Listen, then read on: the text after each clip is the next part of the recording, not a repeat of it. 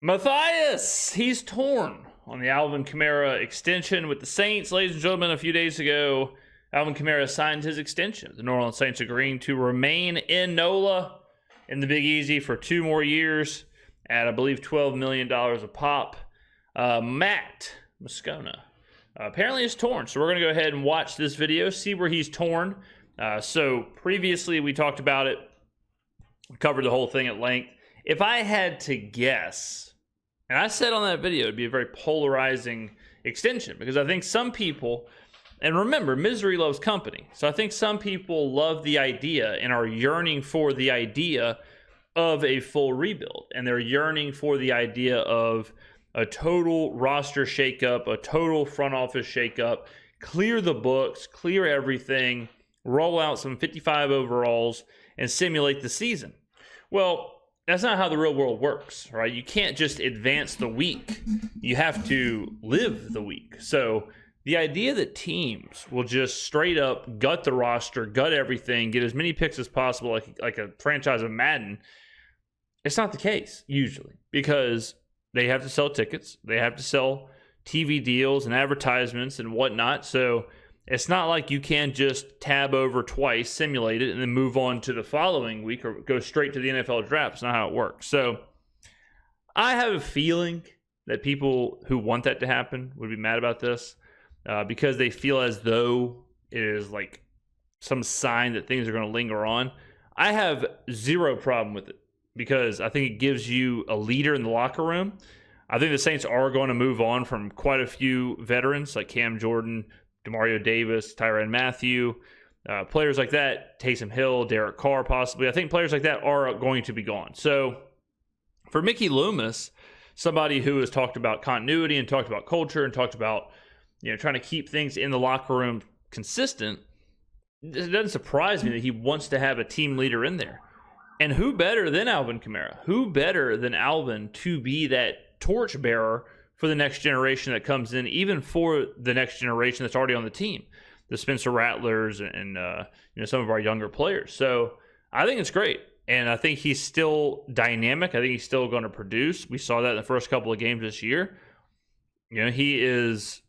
You could say he's past a running back's prime. Well, you know who else is past a running back's prime age-wise? Derrick Henry. And go call Baltimore and see how that's working out. He's about to win the MVP. So, just because Alvin is a certain age doesn't mean you just toss him out. I have no problem with the deal. I think it's good for the franchise. I think it's good for the locker room. I think it's good for the fans. So I assume a lot of what I just talked about is going to be the reason why Matt is torn. But let's hear it from him and react like only we can do. I mean, right as we were signing off Tuesday night, we got word that the New Orleans Saints and Alvin Kamara have agreed to a 2-year extension that'll keep Kamara in New Orleans through 2026. It is a 2-year deal worth $24 million, a little over $22 million of it guaranteed. Kamara gets the contract extension that he sought this offseason that he and the team were unable to come to terms on, but now they do it here with the Saints 2-5. Headed to play L.A. in Week 8 against the Chargers. I am impossibly torn here, y'all. Well, let's talk it out. Me and you. I am impossibly torn by this decision because let's talk it out, brother. Love Alvin Kamara. But I do not think this is best for the New Orleans Saints. Let me take each piece of those and then I'll weave it together to make you understand. First of all, I'm thrilled because I love Alvin Kamara. Early in his career, we used to joke here that I would say I don't love Alvin Kamara. I am in love with Alvin Kamara. It has gone to that level, my affection for him. All right. Well, he's one of my favorite Saints of all time. When I was a kid, my guy was Dalton Hilliard, had the 21 jersey. My first ever favorite player was Dalton Hilliard, and it would take a massive, massive doing to overtake that degree of fandom from what you remember as a child. Now, Drew Brees is incredible. He's the best player in the history of the franchise. It feels like that's a completely different category. But I love Alvin, and he came at a time where you had gone back-to-back 7 and 9 seasons. It felt like, if you remember those conversations, which might be hard to remember now, but 14, 15, 16, those back-to-back 7 and 9 seasons, it felt like the championship window with Peyton Breeze had closed. And when that 17 draft class came in, and Alvin was a huge part of it, it sort of reopened that championship window as we saw in 17, 18, 19, 20, and we know. So, yes. And this is exactly what we are saying, or we have been saying the Saints need to do. And it's easier said than done, no doubt about it. But you can look at a lot of teams, and when they hit on a draft or 2 drafts in a row, and all of a sudden they have like 3, 4, 5 really impactful, all-pro level, top-tier players on rookie deals, they can get catapulted into a Super Bowl window. We saw the Bengals do it with Chase and Burrow. We saw the Seahawks do it with Russell Wilson, where all of a sudden they have Russell Wilson, all these young guys on the defense on contract. We see it all the time. Okay, so that is exactly what happened to the Saints then, and that's exactly what has to happen to the Saints now, who are in this flux of losing players, trying to restructure deals, trying to get younger and cheaper. That's the best way to do it. They got close, but never got over the hump. He was the Offensive Rookie of the Year in 2017. He came in at that time and accounted for 1,500 yards from scrimmage and 13 touchdowns, and man, off and running. Yeah, stud. At this point in his career, Alvin Kamara is the New Orleans Saints' all-time leader in touchdowns, all-time leader in rushing touchdowns, all-time leader in yards from scrimmage, all-time leader in all-purpose yards. He has hit pay dirt 85 times in his career. And on top of that, he's just awesome. Dude's over there munching on airheads on the sideline. He's an awesome guy. He's an awesome spokesperson, I guess, for the franchise and the city. Loves the city. Loves the team, loves the fan base. So, yeah, he's a fantastic person to have. He's got his own airhead. He's got his own cereal, the Kamara King Crunch. He's embraced New Orleans. There hasn't been any drama with Alvin Kamara. Even the well, except for that one thing. Loyalty. Think about this summer when Kamara said it. Like, when he wanted to. This is in July. I can't, guys. I can't get over that part. I was trying to. I mean, my man's waxing poetic. I'll forgive him, but there's been a little bitty baby bit of drama with Kamara, like going from a 8th floor to a 5th floor. Like if you had to, I don't know, get in an elevator or something. So, Lie, where he talked about wanting to be in New Orleans, and it wasn't like he was chasing some crazy amount of money. Oh, man. I think I've always told you I want to be a Saint for a long time, for as long as my career goes. And that's really all I'm looking for, really. I mean, some people will say the money don't matter. The money does matter, but in the grand scheme of things, I made a lot of money, and I do well off the field also. So there's kind of like a feel of like, okay, well, I wanted to be fair, but at the same time, I'm not chasing nothing. You know what I'm saying? As far as money goes, I'm not chasing nothing that's outlandish or that's off-putting. That should be off-putting. So I don't know. I'm just doing my duty. So this is something else I want to talk about. So Alvin's kind of talking about like that, like kind of meeting in the middle, and basically what he's saying is like, he's made enough money, he loves the team, whatever. So he's not going to ask for the most because there's a little bit of like, hometown discount. It works the other way too sometimes, where like Alvin's getting paid. Let's just call it $12 million. Okay, so you have to have a running back. Like, you have to fill a roster. You cannot just get rid of everybody, stockpile draft picks, and then roll out 65 overalls. So let's say we go sign James Conner or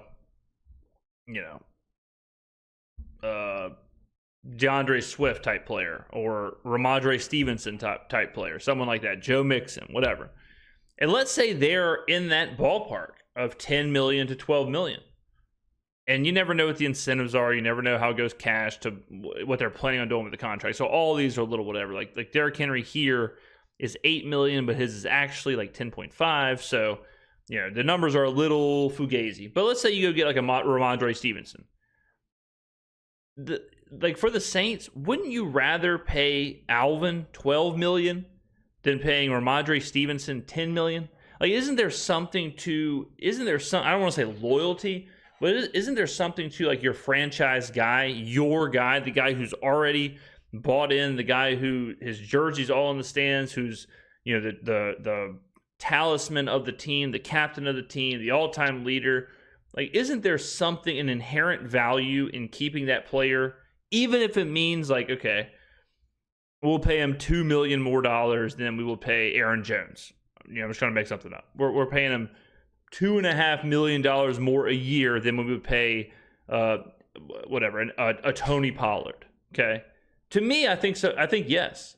I think yes. And sometimes this gets very binary. Sometimes it gets very, very binary of player number 41 making blank amount of money worth blank draft picks. Like, there is another element to that, and you do have to factor in those elements. And if you are going to keep some players, and if you are going to sign players, and Jamal Williams is making $12 million. Yeah, Jamal Williams, $12 million. Okay, so it's like it goes to show that when you start filling the roster and you start paying players, like, you're going to get to that pretty close to that number anyways. You're not just going to roll out Jordan Mims and Kendra Miller and start the season if you get rid of Alvin. In spite of that, of his desire to get a contract, he still showed up for off-season workouts. He showed up for training camp. He showed up for the games. He played 7 games with no contract for next year. For a running back, that is as dangerous as it gets. Oh, and by the way, he had a broken hand. He currently has a broken hand, has been playing with a broken hand. At any time, he could have said, no way, I am not playing anymore until I either get a deal done. Look at Davante Adams. Davante Adams has a hamstring injury, didn't play his last however many games with the Raiders because he wanted out. The second he gets traded, hamstring injury clears up, boom, he's playing for the Jets. Full participant, whatever. And he's got a deal. Alvin's on nothing, no deal, nothing.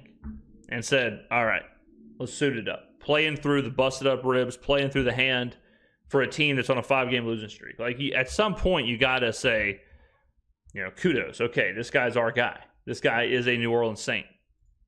He's played with busted ribs this year, man.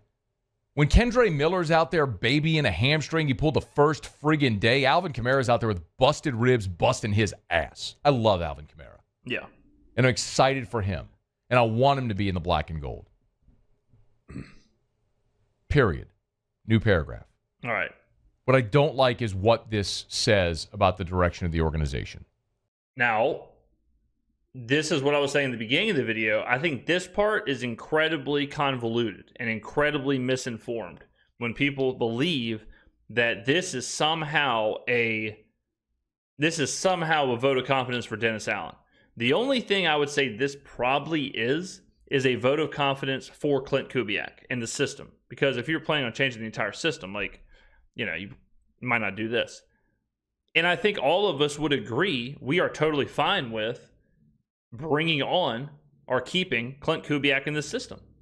I don't think anybody truly wants to fire or get rid of Klint Kubiak and the offensive staff. This has nothing to do with Dennis Allen.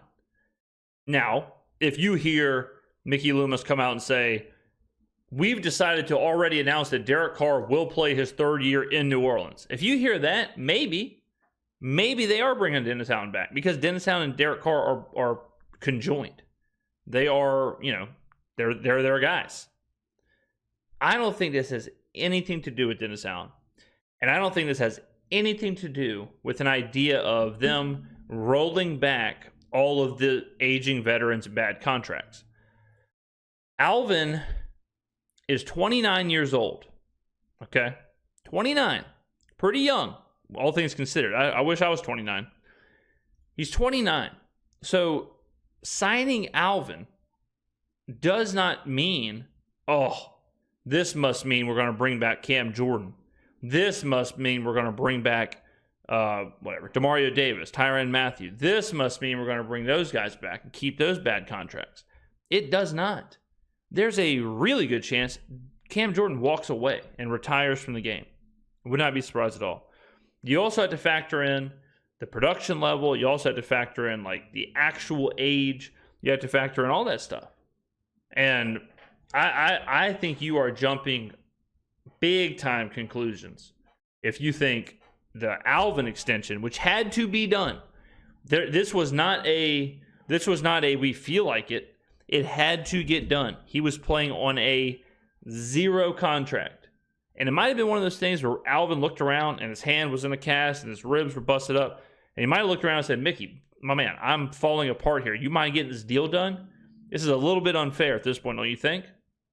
And Mickey might have said, you're right. Okay. So this isn't a, we just felt like doing it. They had to do this. Because Alvin Kamara is one of the few players on the roster that still has on-field value. Yes. And a tradable contract. We talk about this a lot over the years. One of the things that restructuring contracts over and over and over does is it makes a player financially bound to you because nobody is going to trade for that contract. A team isn't going to give you an asset to get a player and that player's bad contract.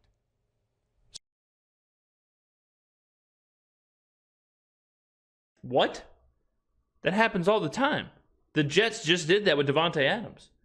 They just gave an asset to get a player and a bad contract. That was the whole point of the trade, was that the Jets agreed to eat the base salary so that the Raiders wouldn't have to eat the dead cap at the end of the season whenever they get out of the contract, which the Jets are probably going to do. That literally happens all the time. So that was a lot. We went through this whole thing with Mike Thomas. Did I mishear something? Hey, trade Mike Thomas. He's a broken down player with a terrible contract. Who's going to give you an asset for that? Nobody. He's free agent. Nobody's signing him. Cam Jordan. He's a declining player. No one's going to trade for Cam Jordan. If Cam Jordan were cut by the Saints, he were a free agent, someone would sign him, maybe see if he could be a rotational guy. But nobody's giving you an asset for Cam Jordan. You could look at Taysom Hill. The way that thing's structured, he's got $17.9 million on his contract for next year, 17.7 of it's dead money. So if you're the Saints, you could either pay $17 million to have Taysom on your roster or $17 million to not have Taysom on your roster. It's a wash. Of course, you want him. Kamara's one of the few guys that you could trade and get an asset. The New Orleans Saints, as an organization, as a roster, need to get younger and less expensive. Okay. If the argument is that he's sad Alvin is remaining because he could be, or he represents an asset, like I said, behind door number 1, you have your all-time leader in everything, the current captain / talisman of the team, the franchise player, your starting running back, still a dynamic on-field producer, the perfect fit for your offensive system with a young offensive coordinator who is in his first year, and next year will be going to his second year. You have all of that behind door number 1. And behind door number 2, you have like a third round and a fourth round pick. I think that's valuing picks a little much. Now, if you told me we turned down a first or multiple firsts or whatever, I could hear the conversation. But even then, if you told me we turned down the Chiefs first and we're not going to have our 31st, 32nd, 30th pick in the first round because we have Alvin, I wouldn't be upset about that. Like, I think you're giving up a tremendous amount of inferred value and actual value with Alvin for a third, fourth round package. Signing 30-year-old Alvin Kamara to a 2-year extension makes you older and more expensive. Alvin can still play, and he's worthy of that contract. Absolutely, he is. Yeah, and I'm glad he'll be in New Orleans. Okay, so he missed one adjective. So it made you older, it made you more expensive, and it makes your roster better. That's an important one. That's a really important one. Because again, I know it's not Apple. I know it's not one for one, but you could say, like, before the season, the Ravens could say, well, all getting Derrick Henry does is make us older and more expensive. But then you factor in, like, yeah, but it also makes you the best rushing offense in the NFL. It also makes you better. It makes you good. It solidifies a position. Now, I understand Alvin's not going for the MVP. I know he's not Derrick Henry, but you do have to factor in, like, he is good. He is making the team better. You could argue, if you got rid of, Cam Jordan, that it's not impacting the team at all. You are just getting younger and less expensive. It's not impacting your level of play whatsoever. You can't say that with Alvin unless you replace Alvin with a starting running back level player. In that case, it's doing nothing to making your team less expensive or more expensive, because you're just signing another running back. Like I said, you're signing a Ramondre Stevenson or David Montgomery or whoever. Not literally those players, but you're signing a player like that. But New Orleans isn't 30-year-old Alvin Kamara away from competing for a championship. And that's the problem. They feel like they are still competing, despite the fact that the entire organization is ablaze around you. You're 2-5. The loss of a center and a gadget player completely decimated your offense.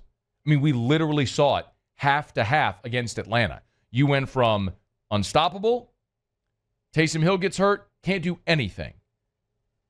Like, you are a house of cards. The first 2 weeks were a mirage. It wasn't real. I mean, the results were real. We saw it.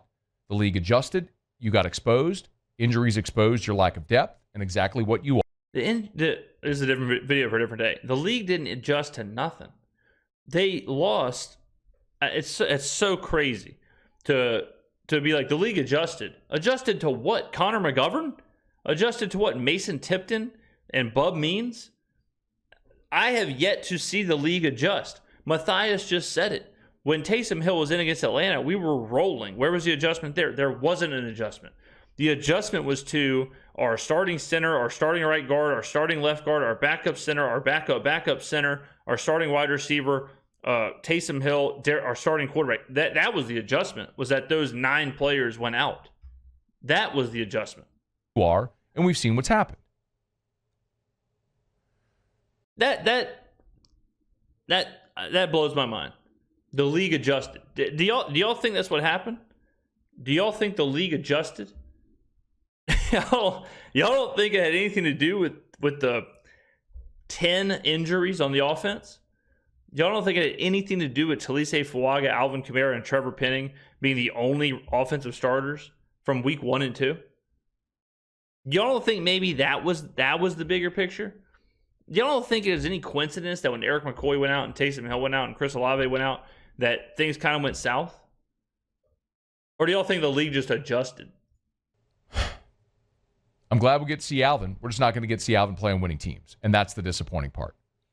And this only further solidifies the belief the Saints have that they are close to winning. Yeah, I don't agree with this. But all it really does is guarantee the Saints are drifting further and further away from being a winning organization. Yeah, I don't agree with that. I'm glad for Alvin. I'm glad he got paid. Happy we'll still get to rock the 41 jerseys all over the dome. But this tells you what the Saints view their organization, their roster as right now. They view it as an organization and a roster that is able to compete. And you and I and everyone knows they're not even close. But you'll have a shiny toy. It's like pulling the brand new sports car into the driveway of a broken down house that needs a new roof, new air condition, broken windows. You got bigger needs. Saints just don't seem to see it. We all do.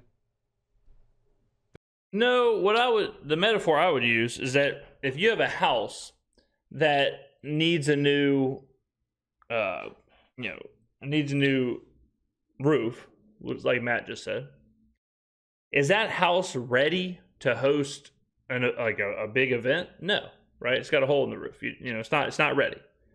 But because you need to fix the hole in the roof, doesn't mean you go around the house and sell off all the stuff that does work just because it's not ready because of the roof. You just fix the roof. You don't go and say, well, if we're fixing the roof, we might as well sell the oven and sell the fridge and sell the stove and sell the pool in the backyard and sell the mattresses and sell the bed frames. And it's like, well, hold on a second. We don't have to tear the entire house down and get all new stuff to make it good again. We can just kind of fix that piece. The other stuff works. The other stuff works just fine. Let's just kind of fix that piece and, we'll be okay. That's the metaphor I would use, which again goes to the beginning of the video where this idea where you either look at a really bad team. Look at the Patriots. You don't under this mindset, you would say, well, we're not competing, so let's just trade all of our players. Anybody who's good, let's trade them. Let's get rid of them. We're not good, trade them. Get rid of them. Don't want them. Don't need them. We stink. Get rid of all of them. No team does that. No team is going to do that. No team does that. It would be insane. It would be insane for a team to say, well, we're not competing, so let's just sell every asset we have. If you do that, how can you ever compete? If you truly do that, if you are, if you're 2 games under 500 or 3 games under 500 at any point of the season and you just sell off stuff, you just sell it away, that seems kind of crazy. What that seems to me is that if Matt was in the front office and if let's do a little quick math here, ladies and gentlemen. So right here, this is your 3rd consecutive 7-9 season. Okay, so as you can see, 2013 you're 11-5. All right, 2014 you are 7-9. 2015 you're 7-9. 2016 you're 7-9. All right, so going into 2017 under this same idea, because that's a worse 3-year stretch than we are currently in, you would have looked around and said, all right, let's go to the previous season. You would have looked around and said, all right, you know what? We're obviously not winning. Obviously we're not in a situation to where we can win. So if that's the case, let's just get rid of some players. Let's just get rid of some assets who are aging and we think we could probably get something for. Let's just get rid of Jari Evans. Let's just get rid of, let's see, who else are we getting rid of? We can get rid of Drew Brees. He's 37. So, I mean, it is 3 straight 7-9 seasons. Let's just get rid of Drew Brees. Let's fire Sean Payton. Let's get rid of Max Unger. Because how old is he? He's, at this point, he's 30. He's 30. We'll probably get some from him. And just get rid of all those guys. Get rid of all those guys, and we'll be good to go. Or really, I guess it'd be here. You're getting rid of those players, right? Is when you're doing that. So then, yeah, you just get rid of everybody. Get rid of them. They're all. We don't want to go 7-9 anymore. And if you do that, think about what would have happened. If you're just constantly doing that, think about what you miss out on. Think about what you are missing if you just constantly do that. Because you never know. If you keep the infrastructure, if you keep good players who you can afford to keep, you never know when you are 1 draft class away from a whole new window. And boom, 11-5. Boom, 13-3. Boom, 13-3. Boom, 12-4. So it's not as easy as just all right, well, we're not great right now. Sell it and get some pieces. Sell it and get some draft picks. How many people? Look at this. 31st out of 32nd. This is so similar to what we're going through right now.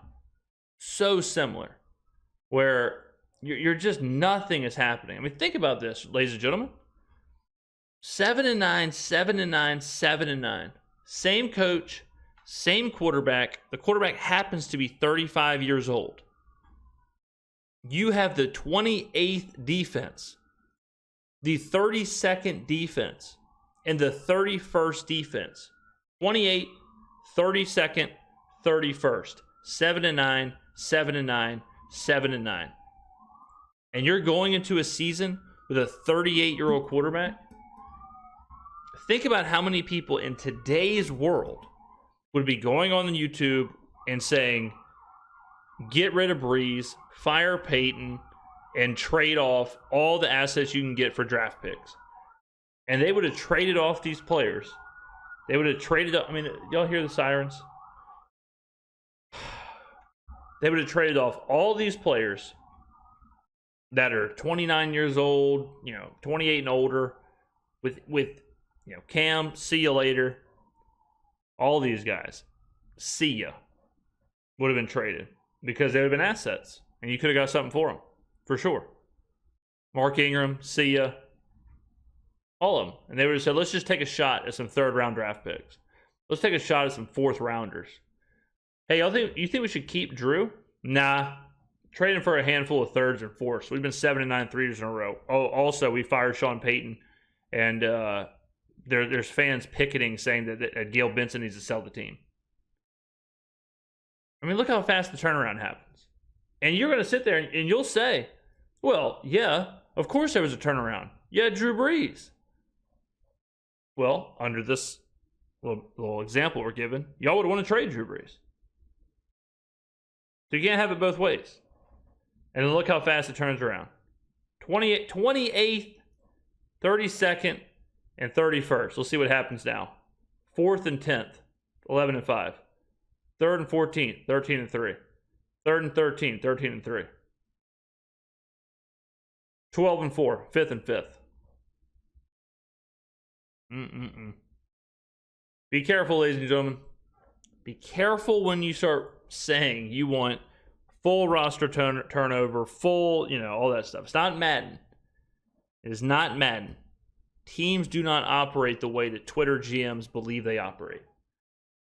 Get on down in the comments below. Let me know what you think. This was a good one. Enjoyed it, and I will see you in the next video.